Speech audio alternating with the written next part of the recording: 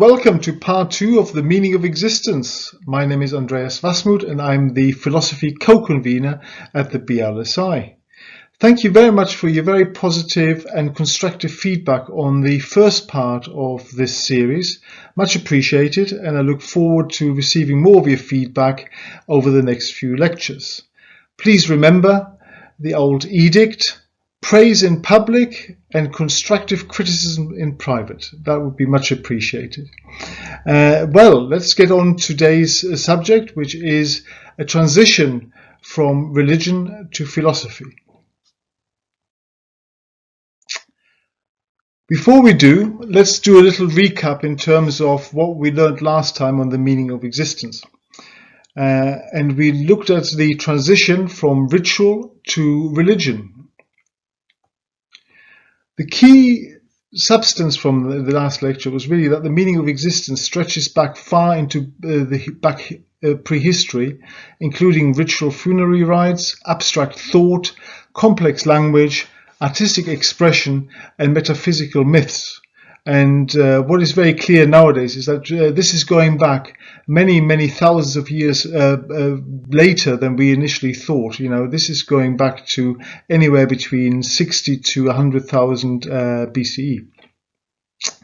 The other thing we discovered is that the transition into religion included the notion of moving out of chaos into some form of order through common tenets, scriptures, and the celebration of the divine and the sacred.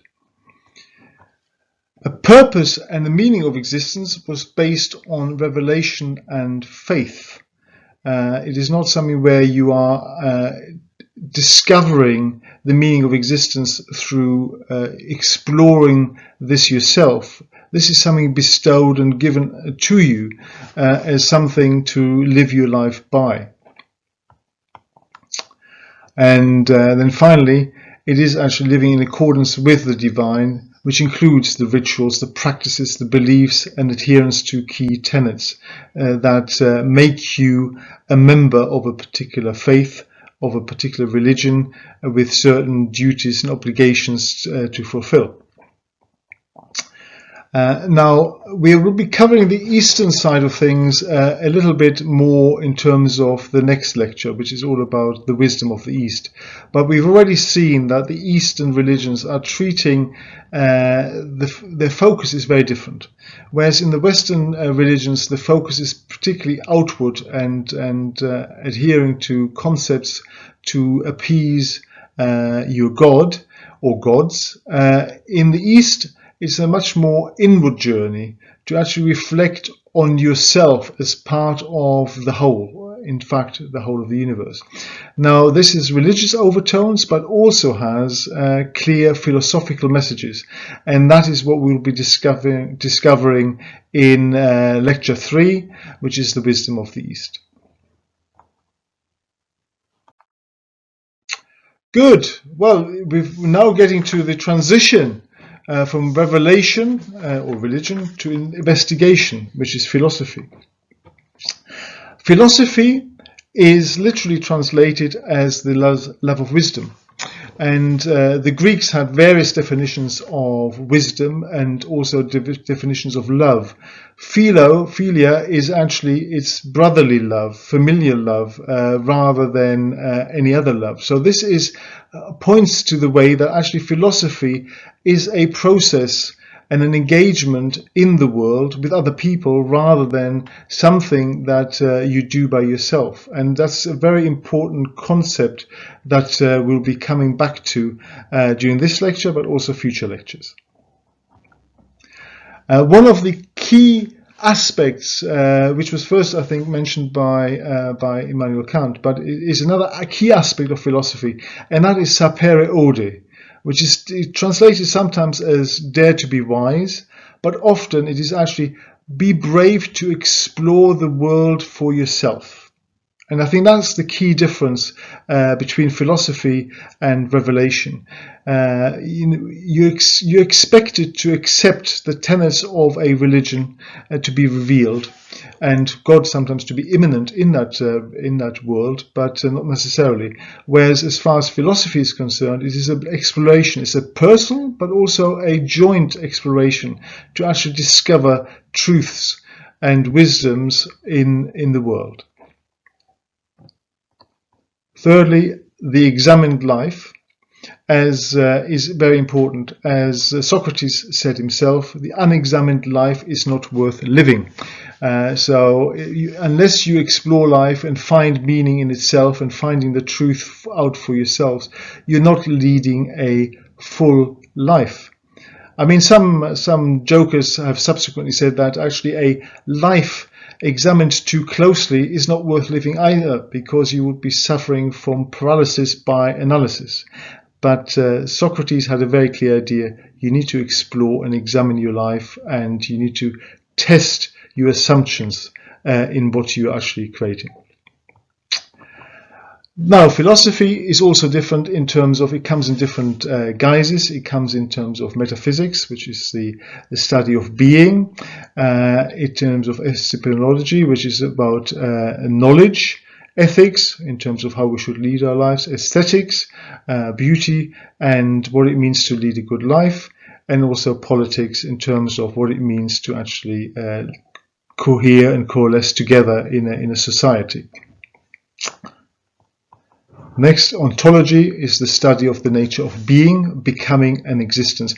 And I suppose, whilst we draw on other strands of philosophy throughout the series here, I think the main thrust really is to explore the nature of being, becoming, and existence. What does it mean to lead a good life? What does it mean? What is the purpose of my life, our life, and our collective existences? That's what we're trying to cover from a historical but also from a philosophical point of view. Ontology basically raises clear differences between the Western and Eastern and philosophical approaches, which I've already mentioned.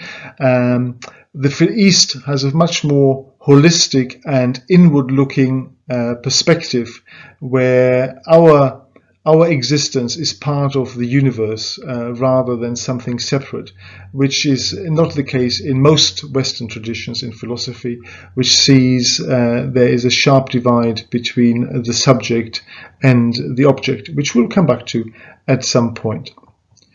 So this all raises the questions of being and becoming. Now, being, which is existence, essence, a state, and a process of reality rather than an entity. So this is a process of being rather than the being. Becoming is change, the transition from one state of being to another, or the realization of potential, as Aristotle would call it. Well, let's dwell and let's go to the ancients, because the initial creation of philosophy started in the West, at least. Certainly it's been attributed to Thales or Thales, who lived in the 7th century BCE. And really the concern here was about the state and the form of nature. Now, as far as Thales is concerned, everything is made of water, everything is full of gods, and the soul is immortal. His follower Anaximander, again a pupil of his, believed that the world existed of the indefinite, the apeiron, which is actually similar to the concept later on of the ether. The infinite and the unlimited from which everything arises and returns. So he actually saw this as an ongoing process of going into existing and fading out of existence. Anaximenes, who followed in the 6th century BCE, believed that everything was made of air. We don't know whether he meant by that actually particles or more of an atomic theory, but everything, clearly he saw air being instrumental in terms of breathing and breathing life into things. Anaxagoras, again in the 5th century BCE now, believed that everything consists of everything. So this is a very different way of looking at it. It's effectively, he's believing there is an infinitely dense pebble. Everything contains everything within it. And this is really like the perception of a hologram, where every tiny piece of the hologram contains within it the totality of the picture. This is probably the best way of understanding Anaxagoras. Pythagoras is probably one of the most famous of pre-Socratic philosophers, and he believes that everything can be reduced to mathematics in terms of philosophy. In fact, the whole of existence can be explained in terms of mathematics. You know, even the soul and justice is immortal. And everything can be explained, even concepts, abstract concepts, like I just mentioned, justice, would be something like 4. It can be all squared. And clearly, when one of his contemporaries pointed out, I think it was Hippasus, pointed out irrational numbers, it was believed that he was actually drowned at sea. Now, it was never actually suggested that was down to the Pythagorean creed, but the suspicion clearly is there. Good.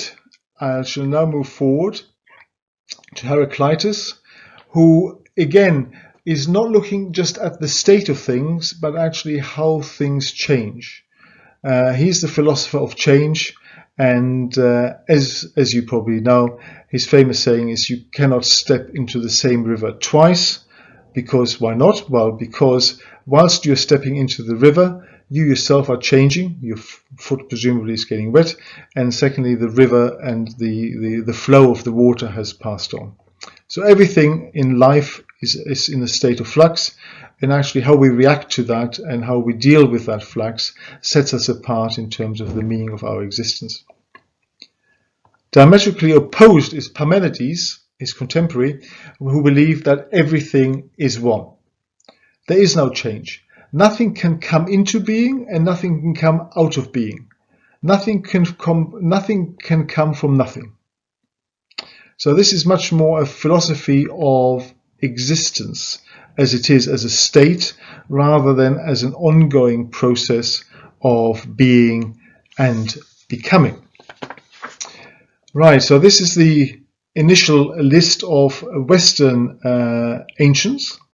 And when it comes to Socrates, sorry, the slide seems to have gone slightly awry. Let me just follow down back to where we were. And there we go. As far as Socrates is concerned, he's probably the most famous Greek philosopher of all time. And we already covered the notion of the unexamined life is not worth living. I think we've talked about this in the previous slide, but you cannot be overemphasized that you need to explore, you need to be critical in your life before you can come up to any conclusion as to whether something is right, is correct, and actually can be seen as a fact. And it was Socrates in Athens, in the Agora, who used to lament and interrogate his interlocutors in terms of various notions like what is justice, what is love, and try to get them to understand that by exploring these concepts themselves, that there are contradictions, there are issues that they need to consider, that they shouldn't accept the first notion of these concepts, but continue to explore these notions as something that develop during your life, as well as other people's interactions. So this is the main thing here. I suppose as far as Socrates was concerned, by doing these investigations, he thought of himself as not knowing very much, and he was perturbed that his fellow Athenians didn't seem to be as knowledgeable as he thought they would be, and therefore he went and saw the oracle at Delphi to actually explore who is the wisest man in Athens, and the oracle answered that it was indeed him. that was the most wisest man in Athens. And I suppose Socrates thought about this, and he came to the conclusion that he must be the wisest man because he knew nothing, whereas other people thought they knew a lot but knew nothing. So I suppose in modern terms he would be called he was conscious of his incompetence, whereas others around him would have been unconscious of their incompetence. Right, now let's get further into some of the philosophical ideas. Starting with Plato, the pupil of Socrates, living in the 4th and 3rd century BCE, and the founder of Platonism. Right, his main contribution really is the world of ideas and theory of forms. That our life and our existence that we see is only the phenomenal world around us. Outside this realm exist separate concepts like the concept of horse, the concept of justice, the concept of beauty. These are all things that exist in another realm, and we can approximate to this in terms of the way we lead our life. Now, the way he described that is also in absolutes and universals, such as beauty, justice, and goodness exist separately. They're not something abstract, they're not something abstracted in our reason, but they actually are real entities that exist in another space. Humanity can have an intuitive grasp of these concepts, and by having this grasp, can move from the concept of those notions to actually applying them in context. Actual manifestations such as earthly entities represent only pale imitations of forms. So, a real horse is only a pale imitation of the concept or form of horse, which would be perfect. The meaning of existence, therefore, is to attain the highest knowledge which resides in the good. So this is a very different notion, by actually approximating to the good, the absolute in terms of the concept of beauty, justice and goodness, for example. It will get us to understand those concepts and at least in some way or form apply them in the context of our lives. And this is where the good resides. The attainment of the good feeds the soul through eternity. So as far as Plato is concerned, the soul is immortal. It lives on, and it is purely a process of remembering our previous existences and building on these in our current existence. And as far as education is concerned for Plato, it is actually a process of drawing out. It's a process of enlightenment. This is something everything already exists in the world or in the universe. And it is our place for a teacher to elucidate that, to literally draw out for us, to give us this knowledge.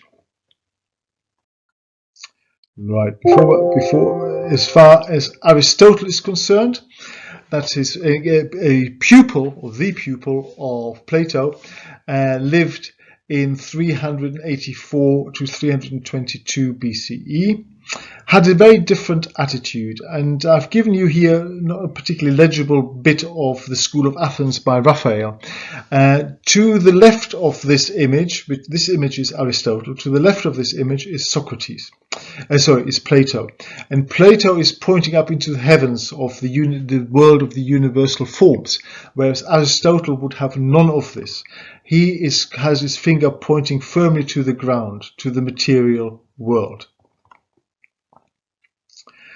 Now, in terms of Aristotle's key point, he rejects Plato's worlds of form as forms are simply the general of the particular. So I suppose he inducts rather than deducts. He goes from the particular to the general. The meaning of existence needs to be cultivated. It is something that we have an active part to play in. And he points out that this point is something about reaching a certain state of thought, of behavior, which we come onto in a second. This is not a matter of knowledge. So it is the purpose of existence isn't just to know, which is interesting because some philosophers interpret philosophy as a love of knowledge, epistemology. As far as Aristotle is concerned, and I'm certainly Aristotelian in that respect, I think the purpose of philosophy is the love of wisdom is much broader than just a mere knowledge. Being and becoming are both aimed at achieving the good. So both the way we are and the way we become in terms of our behaviors, actions, words, deeds, etc. are all aimed at achieving the good. As you know, Aristotle is the founder of early logic and his four causes: the material cause, what something is made of, the former cause was the form of it, the efficient cause in terms of who made it, and then finally the final cause, the purpose for which it was made.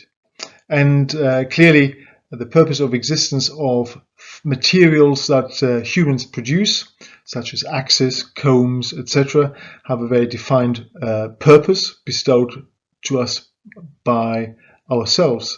Rather than being out there already as a form as Plato would have it. The highest good is pursued for its own end, not as a means.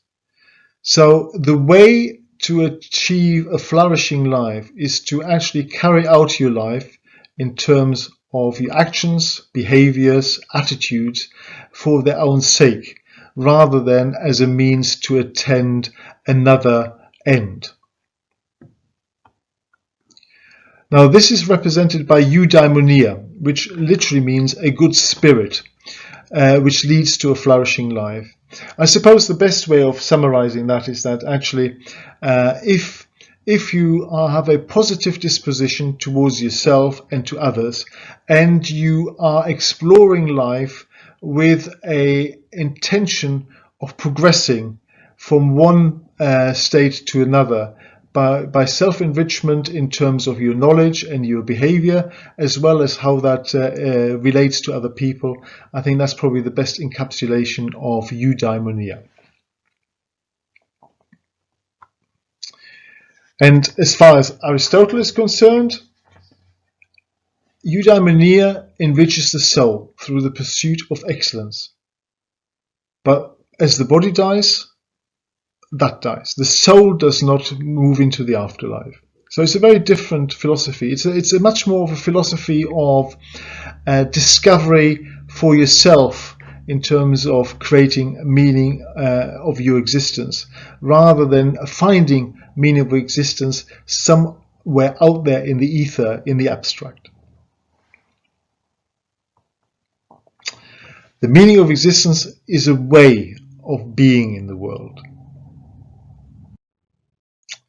Good. Well, I think we've covered a lot of ground already, but there's some way to go. So please stick with me. You've got the Cynics, another school of philosophy in early Greece, who are rejecting. I suppose the Cynics are like the hippies of the 1960s. They reject all social constructs, refinement. They want to live in accordance with nature. The virtue is achieved by leading a simple life, shunning wealth, power, and so on. And you need to be free from social conventions and norms. And one of the philosophers who took this to an extreme is Diogenes, the Bower philosopher, who it is said was once visited by Alexander the Great, who mentioned to Diogenes that if I wasn't Alexander, I would want to be Diogenes. To which Diogenes replied, if I wasn't Diogenes, I would like to be Diogenes. And that just shows the self-assurance or arrogance of a philosopher in the presence of the conqueror of the ancient world. But there were also the Epicureans, started with Epicurus, and his edict, and this is going to be played back later in the 19th century through utilitarianism. The greatest pleasure and the avoidance of pain is seen as the key meaning of existence. And all the existence is formed from collisions of atoms in space. And the only reason why we have free will is because of the randomness of the paths of atoms. Now, Epicurus actually distinguishes between two forms of pain, which is obviously the one thing to be avoided. One is ataraxia, which is fear, the fear of something, and aponia, which is bodily pain. Now, as far as Epicurus is concerned, we need to aim to free ourselves of both of these pains. Now, Epicurus is often mistaken for hedonism, Cynicism, like Aristotle, but that isn't actually the case. The greatest pleasure and the avoidance of pain, as far as Epicurus is concerned, is much more basic than hedonism. You know, his idea of a good life is actually meeting in the agora, discussing things with friends over some wine and bread. This is not the hedonism of the modern world. And the highest good is friendship. And the way we act in the world and the way we behave towards others is equally foundational in terms of leading a good life. And the meaning of existence is a shared life and free from pain and anxiety. It is not something that you achieve by yourself as an individual. It is how you interact with others in the world. Okay, moving on to skepticism and stoicism. Now, stoicism and Zeno of Citium, going back into the sort of 4th century BCE, goodness and peace of mind are derived from virtue. It is by acting virtuously that you actually receive freedom from suffering, or apatheia. And apatheia, in the modern terms, is obviously apathy. This is not what's meant. Apatheia is a freedom from suffering. Living in accordance with nature gives you that freedom from suffering. And apatheia is achieved through logos. Now, logos is a very differently interpreted word in the ancient world. In this context, it means reason and sound judgments. You know, you do not need to suffer from fear or pain if you are prepared to invest sufficient time to reason through the situation and from which you then derive sound judgments. Virtue arises from a will in accordance with the order of nature. A good soul, eudaimonia, once more.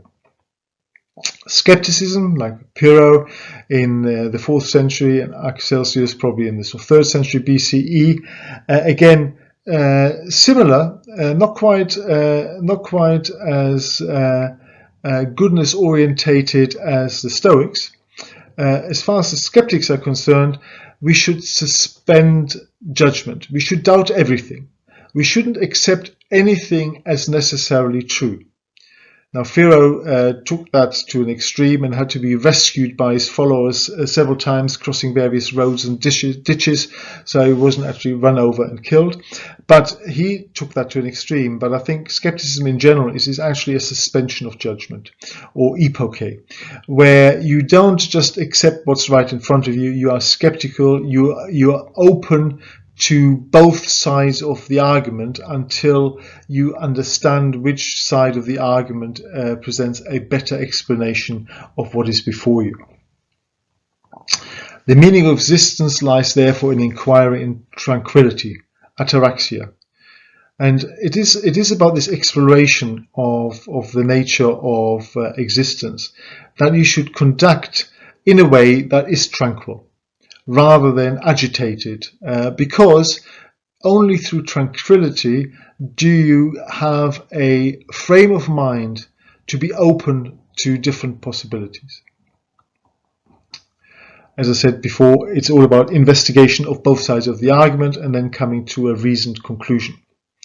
There are no absolutes. Everything is probabilistic. Nothing is absolute. All we can know are appearances. So we can only ever know the phenomenal world around us. But the meaning of existence lies in being calm and of an inquiring nature. Right. Well, finally, in this tour de force through the birth of philosophy, we reach Scholasticism. Now, this is a very interesting period in the last 2,000 years, stretching from probably about 500 after Christ to about 1500 or so.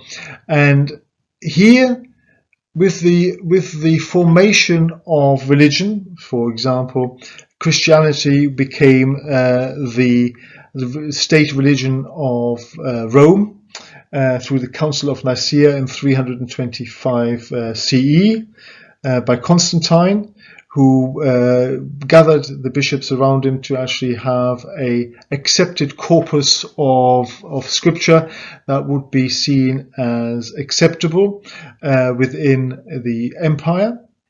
And this led to integration into sort of Jewish and Islamic and Christian religious doctrine afterwards. So the point I'm making here is that actually what is happening is that philosophy in scholasticism is subsumed within religion. Initially within Christianity, so following the Council of Nicaea in 325 BCE, but then also into Jewish philosophy and Islamic religious doctrine from the 6th century, 7th century in the Common Era. Now, the significant Catholic and Islamic influences in interpreting philosophy existed within religious doctrines, and I'm not sure. A lot of philosophical commentators would regard the scholasticism as the Dark Ages rather than the Middle Ages. I'm not entirely convinced that that is true. I mean, we've got some very interesting characters here, starting with St. Augustine, who was one of the founders of Christianity. And he was initially a Manichaean, but then converted to Christianity. His key slogan was Si falla sum. If I exist, I err, I make mistakes. And when he was a Manichaean, he liked the pleasure of life. And he prayed to God to make him chaste, but not just yet. He wanted a few more years of joy and pleasure. Now, obviously, the Dark Ages or the Middle Ages or Scholasticism started really with the fall of the Roman Empire in 476 in the Common Era. And the Emperor Justinian forbade the teaching of philosophy, which led to the closure of the academy in 529 CE. Now, I don't want to say that there are no interesting philosophies that arise here, because there are clearly lots of very important scholars particularly also in the Arabic world, like Al-Farabi and Al-Ghazali and Ibn Rushd, without whom's translation of Aristotelian thought, most of Aristotle would have been lost to us in the West. So there's definitely been a continuation of philosophy from ancient Greece. However, it was subsumed within the religious doctrines and the religious faiths, both within Christianity, Islam, and also in Judaism. So this really brings us to the end of this particular lecture. I hope you've enjoyed it. I hope you've managed to glean something new in terms of the birth of philosophy, the early thoughts about philosophy in terms of the meaning of existence, and also in terms of the return to some extent to a fusion of religion and philosophy in the Middle Ages. Now, in future lectures, that sort of union might continue probably in the next lecture when we talk about the wisdom of the East, because philosophy and religion aren't as clearly delineated there. But when we get onto the Western philosophy beyond the Middle Ages, we find an ever increasing division between religion and philosophy. So I hope you're ready for the next lecture in the series, part 3, which is the wisdom of the East. And I would be very grateful if you could listen and read the messages at the end of this video. And I shall see you next time, in about a week or two's time, for the wisdom of the East. I look forward to seeing you then. Bye-bye.